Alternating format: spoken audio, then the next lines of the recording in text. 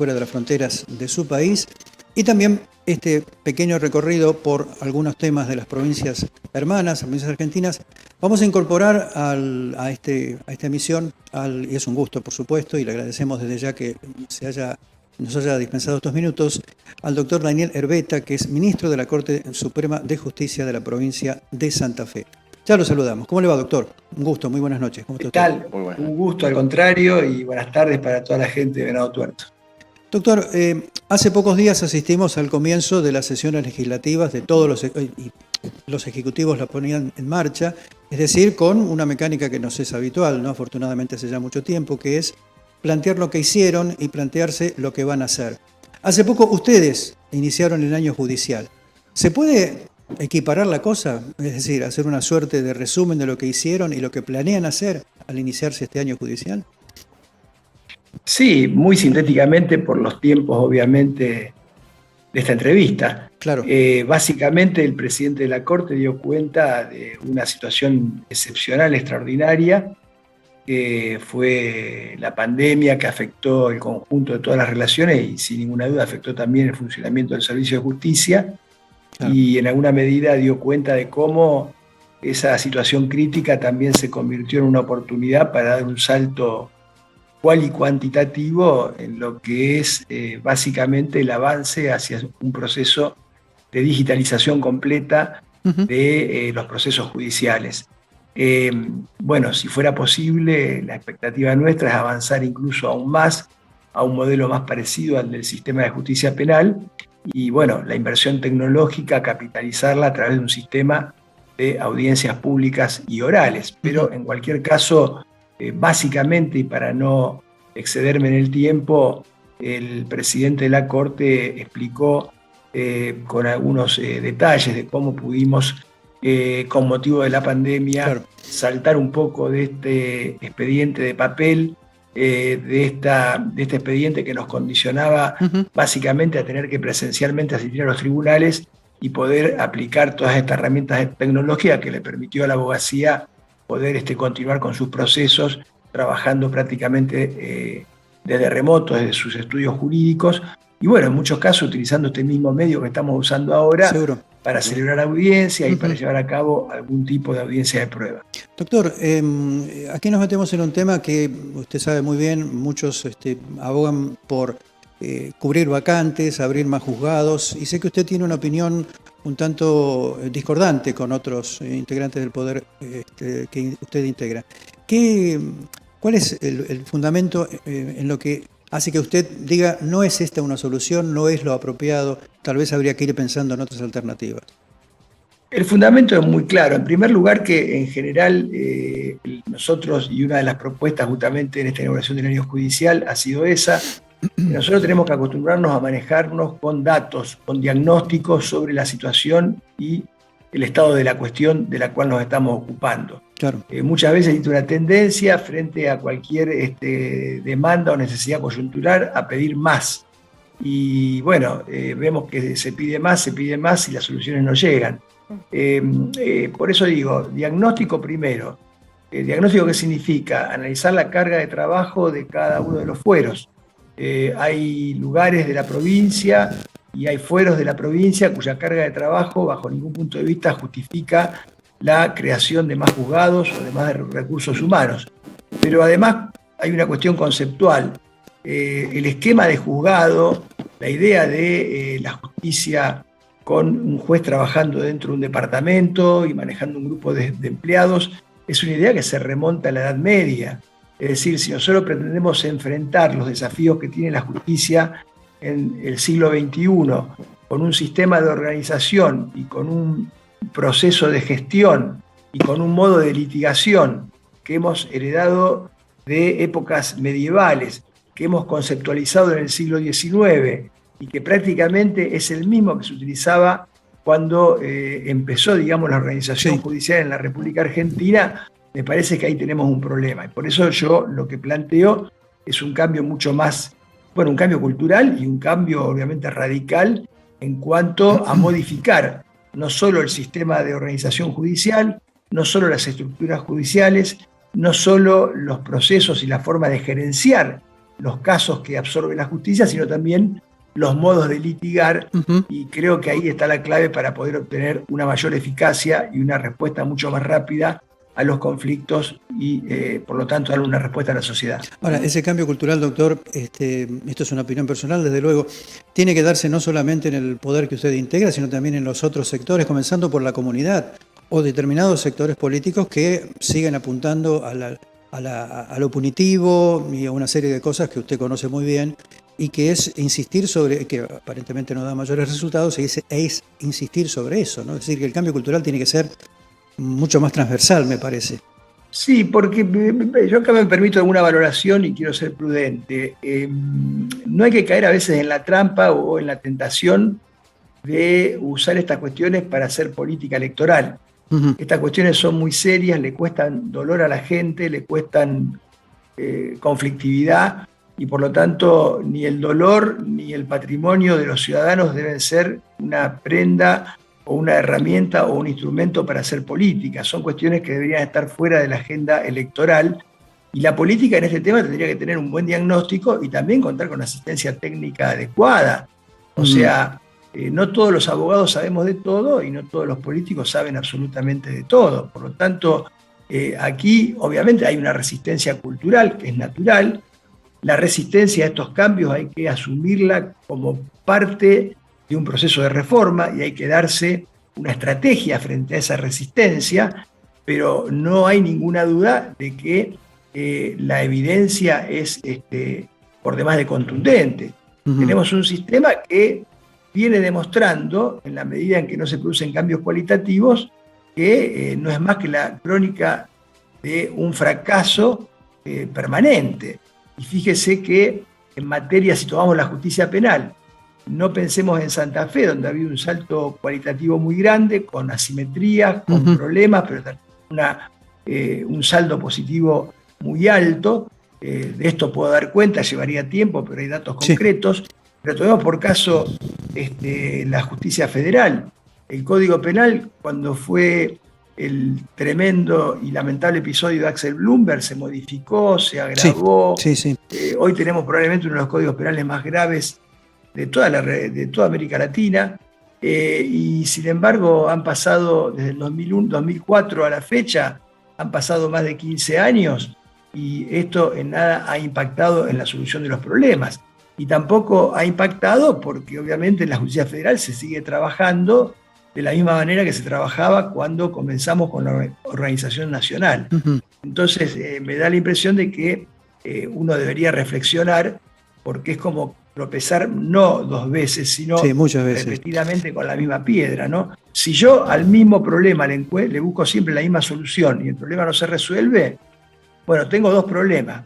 El problema que no resuelvo y otro en mi cabeza. Ahora, está planteado, doctor, como una suerte, permítame la alegoría, una suerte de River Boca, ¿no? Entre los jueces garantistas, los jueces que son más duros, en fin. Y esto suscita determinadas reacciones en la población cuando se escucha esto, ¿no? No, los jueces tienen que ser jueces. Obviamente que no hay juez, sería casi una contradictio in terminis un juez antigarantista, porque sería casi como un juez que desconoce la Constitución Nacional. Ahora, querer asumir el garantismo de una perspectiva peyorativa, descalificadora, bueno, corre por cuenta de quien lo haga y seguramente poco habrá estudiado del tema y poco sabrá del tema. Lo que yo sí quiero aclarar es que en la provincia de Santa Fe, desde que se implementó el sistema de justicia penal acusatorio, se ha duplicado la tasa de encarcelamiento. Esto es un dato duro de extrema gravedad. Si usted utiliza con un científico una fórmula polinómica y proyecta la comparación entre el crecimiento demográfico, o sea, el crecimiento de la población, y el crecimiento de la tasa de encierro, si esta ecuación se mantiene de acá a 40 años, no vamos a tener lugar para poder alojar a los detenidos. Es decir, que la realidad muestra que esta idea de que hay jueces blandos, livianos, que abren las puertas de las cárceles, no tiene absolutamente ningún correlato en la realidad, y por lo tanto no es más que una pura especulación que puede responder o a la ignorancia o a la pretensión de utilizar el tema de la cárcel, que obviamente es un gran canalizador de venganza y por eso tiene mucha eficacia política y mucha situación social, como un instrumento para hacer política. O sea, no puedo resolver los problemas de la gente, ¿qué hago? Vendo la ilusión de que lo resuelvo. Y bueno, este es un esquema que la verdad que la política debería replantearse. Pero estos datos son datos concretos. Y además hay otra cuestión. En Santa Fe, el sistema acusatorio tiene una fuerte responsabilidad en el Ministerio Público Fiscal. Sí. Muchas veces hay juicios abreviados que se acuerdan entre el fiscal y la defensa. O sea, hoy los jueces no investigan, hoy los jueces no están a cargo de la persecución penal. No existe más el juez de instrucción. Ese juez tan añorado pero tan fracasado, ¿no? Porque verdaderamente el sistema anterior al 2014, le diría, y lo voy a decir con todas las letras, era una fábrica de producir impunidad a nivel industrial. Y se lo puedo demostrar. Y tengo los datos para demostrarlo. Hoy los jueces se dedican a dirimir conflictos. ¿Tienen un rol activo y protagónico? Sí deben tenerlo, porque deben controlar la legalidad de todos los actos de la Fiscalía y de la Defensa. Pero cuidado, que aquí hay un rol muy importante del Ministerio Público Fiscal, que es por demás de relevante. Venado Tuerto ha tenido una experiencia muy ingrata con un fiscal vinculado a un distribuidor de drogas que fue mantenido durante 7, 8 meses en su cargo, sin que tuviera respuesta, porque la Comisión de Acuerdos del Senado no se reunía para tratar esta denuncia tan grave que involucraba a un fiscal que hoy ya no está y que incluso está sometido a un proceso penal, a pesar de lo cual está en libertad. Doctor, hablando del Senado, ¿no? Bueno, se planteó el caso de un senador y la posibilidad de ser citado judicialmente. Usted fue el único que votó a favor de que tal cosa ocurriera, el resto de sus colegas no lo hizo. ¿Cómo observa eso que desde luego tiene una repercusión muy fuerte para el resto de la comunidad, ¿no? Que es decir, bueno, son criterios de interpretación. El derecho se sabe que no es una ciencia exacta, siempre se dice que hay una biblioteca de un lado, otra del otro lado, hay interpretaciones, en fin, que pueden arribar a soluciones distintas. Yo considero que a esta altura del desarrollo y de la evolución del derecho internacional, el derecho constitucional y bueno, de los fallos de la Corte Interamericana de Derechos Humanos, verdaderamente creo que los funcionarios públicos tenemos el especial deber de cumplir con el deber, y dentro de ese deber está el de dar explicaciones, el de someternos dentro de las generales de la ley al proceso como cualquier otro ciudadano. O sea, que un legislador tenga inmunidad de arresto es una protección que tiene un sentido para evitar que pueda perjudicarse su desempeño, que tenga inmunidad en cuanto a sus opiniones y que de pronto en un discurso pueda ofender a alguien y no le pase nada, está también dentro de lo que es el ejercicio libre de la función. Pero la inmunidad de proceso, es decir, la imposibilidad de siquiera avanzar en una investigación contra un legislador, es algo no solo muy anticuado en mi criterio, es algo de una constitución de la década del 60, es algo que no está previsto hoy después de la reforma constitucional, y me parece que es algo que tampoco guarda mucho sentido con la demanda social. La demanda social, ¿qué quiere? Quiere transparencia pública, justamente, quiere publicidad del gobierno, quiere que se rinda cuenta, de modo que no hay ningún impedimento para que un legislador fuera sometido a proceso, y de hecho, fíjese, el presidente Macri asumió como presidente estando procesado. Exactamente. Y la expresidenta Kirchner sigue todavía hoy siendo vicepresidenta sometida a proceso y a juicios orales. Así es. Y esto no le impide ejercer la función de presidente o de vicepresidente. De modo que ese fue mi criterio y así, por lo tanto, lo voté. Doctor, una consulta tiene que ver con la necesidad, por así es lo que argumenta la población, de leyes o modificación de algunas de ellas para que pueda tener más libertad la justicia en el trabajo. ¿Esto es así? ¿Hay un vacío en algunos aspectos?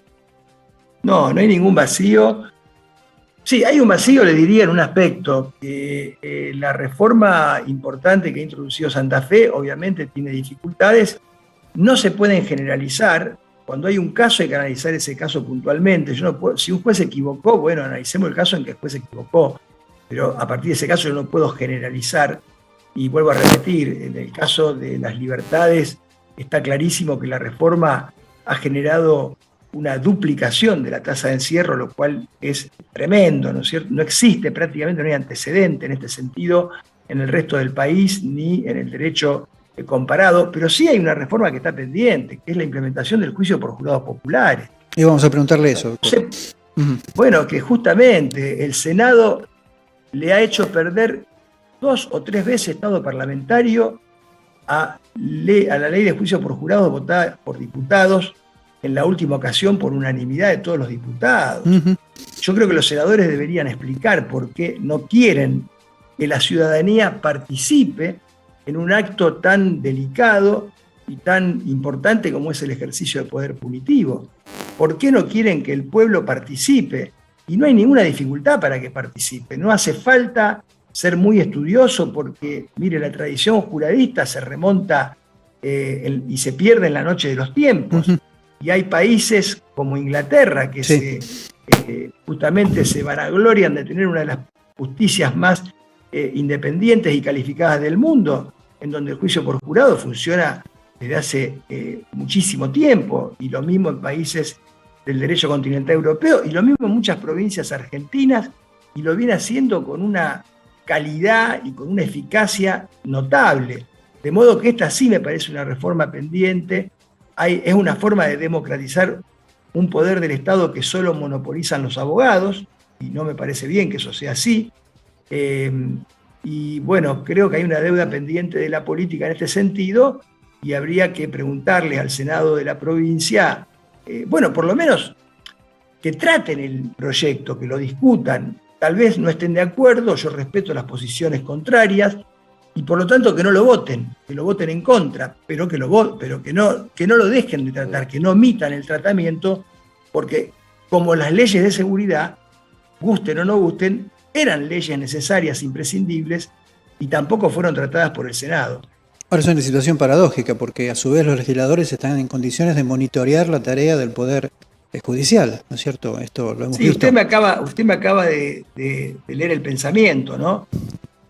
Algo verdaderamente para mí impropio de una república, impropio de un sistema republicano y respetuoso de la división de poderes. Entonces, que los senadores se arroguen la potestad de controlar disciplinariamente a los fiscales es un riesgo, porque puede interpretarse como un disciplinamiento, digamos, de la Fiscalía. Esto tiene condena en todos los ámbitos internacionales, esto tiene condena, hay fallos de la Corte Interamericana, hay dictámenes de la Comisión Interamericana de Derechos Humanos, y bueno, que por otra parte, paradojalmente, no se discutan las leyes de seguridad, que tanto nos afecta este problema a todos los santafesinos, y tampoco se discuta la posibilidad de que el pueblo participe en los juicios penales, pareciera que es una paradoja que, bueno, yo no puedo explicar, puedo tener alguna especulación, no puedo por prudencia hablar de una especulación mía, pero sería bueno que los senadores lo expliquen. Doctor, ha sido un gusto charlar con usted, esperemos que no sea la última vez, por cierto, para poder, porque además usted es consciente seguramente que muchas veces, no a ustedes, miembros de la Corte, pero a los jueces, así genéricamente hablando, se les pide eso, ¿no? Que estén en contacto, que se presten a reportajes, en fin, ese tipo de cosas. No sé cómo mira usted ese aspecto de la profesión. Sí, mire, yo soy una persona que creo que la justicia y los jueces, bueno, a diferencia en otros poderes del Estado, usted sabe que hay muchos responsables que ni siquiera se les conoce la cara. Yo creo que los jueces debemos dar la cara y debemos tener contacto con la sociedad. Y precisamente hace 2 días atrás, creo que fue, leía en los medios de comunicación que el ministro de la Corte, Rosati, planteaba prácticamente lo mismo, que esta antigüedad, ¿no?, de que los jueces solo obran por la sentencia ha perdido todo sentido. Ha habido una revolución tecnológica, que es una revolución comunicacional, que es una revolución informática.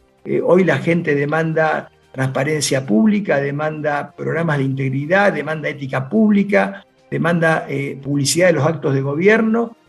Bueno, yo creo que y demanda obviamente que los funcionarios expliquen sus decisiones. Las decisiones de un juez son actos de gobierno, y no me parece mal que un juez explique por qué tomó una decisión.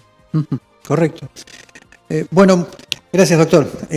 Ha sido usted muy gentil otra vez y hasta una próxima ocasión en que podamos volver a dialogar unos minutos aquí. Con Al usted. contrario, ha sido un gusto para mí, le agradezco mucho la invitación y desde ya que estoy a sus órdenes y a disposición. Muchas gracias, doctor. Y un saludo a toda la gente de Venado. Muy buenas noches. El doctor Daniel Herbeta es ministro de la Corte Integrante, un integrante de la Corte Suprema de Justicia de la provincia de Santa Fe, un hombre con ideas y convicciones que ha expresado en numerosas oportunidades, pero siempre es mejor poder escucharlas en un diálogo directo, en un contacto directo, y bueno, pudimos hacerlo, tuvimos un tiempo para conseguir la nota y afortunadamente se pudo. Así que la tuvimos aquí en Noticias en HD. Vamos a una pausa, la primera para esta edición del programa. No te muevas.